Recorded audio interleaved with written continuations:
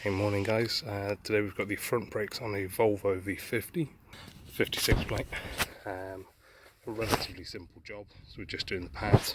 So first thing to do is remove this retaining spring. I apologise, it's a really bright day today, and that is just slotted into place with these two things, so it's just a pair of pliers and pull. So there we go, you see the spring out, and it's just a simple pair of pliers job. So next up is around here, get it to focus, two dust caps on the top there. They come out relatively easy, there's just a rubber gasket there. And then you've got the second one is down here. There he is coming. There we go. And then in behind there, don't know if we can see, there's a hex nut that just needs to come back out to pull back through from here, which separates the actual caliper assembly from the bracket that's holding at least the front pad. Okay, so that's them out, and that was a 7mm on the other side of the brake. What you'll find is you'll get to a point where you're just winding and winding and winding, nothing's actually moving. That's because it's come out of this part. You'll have seen the thread work back, then you just need to get a screwdriver in and just give it a little nudge, and then it'll pull right through.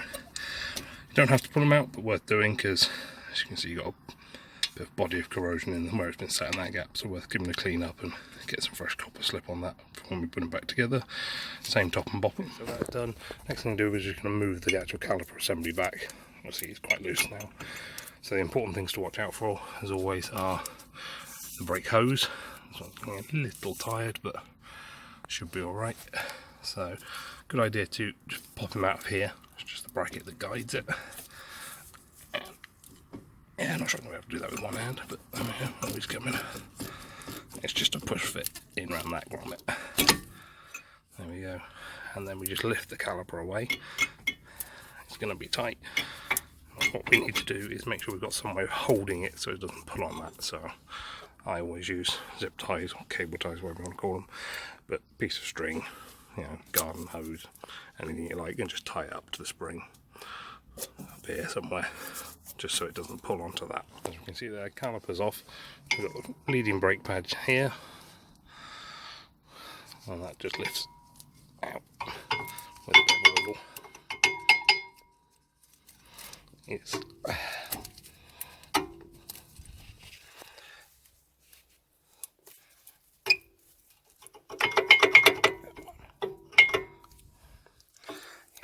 these ones have been in a while. The channel's fairly ground up, so he will come out in a second. Give him a minute. And then your other ones here. The thing about this one is actually sprung clip into the caliper, so he's a bit of a fiddle again to get out.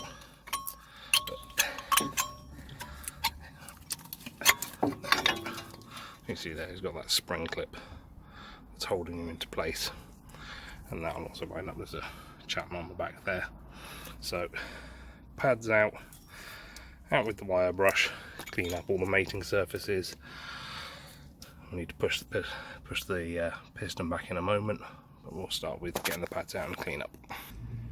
So a quick attack with the wire brush later, just cleaning all the channels, cleaning up around here. It's worth checking to make sure there's no obvious damage to the rubbers. The inside of the piston looks okay, which this one does, looks surprisingly good for the age of the vehicle.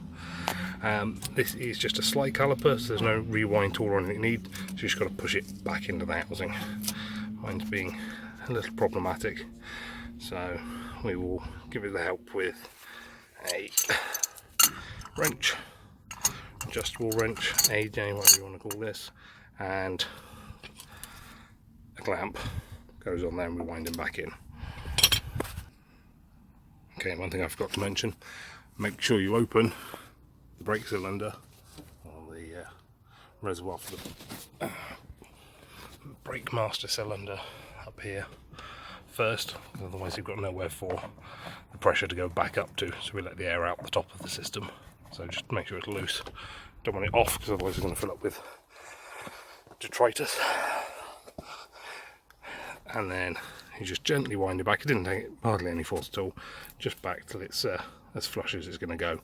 You don't need to force it at all. If it does need forcing, then there might be something more seriously wrong with the caliper, but normally they just slide back with a gentle turn of the handle.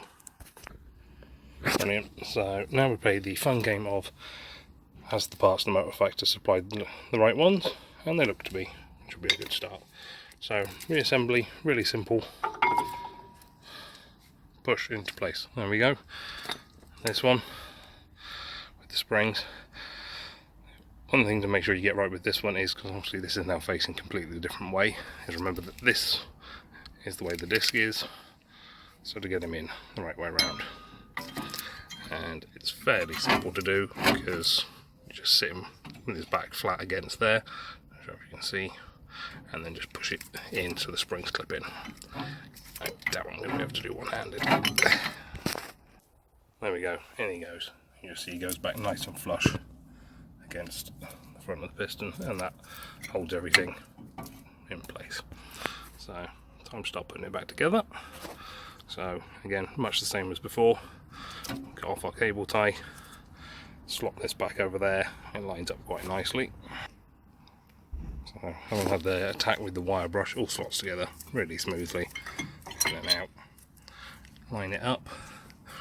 Remember to put your pipe guide back in, otherwise you'll end up with all sorts of problems later on. So push him back in, do that in a moment, and then just having cleaned up a little bit of copper slip, in they go.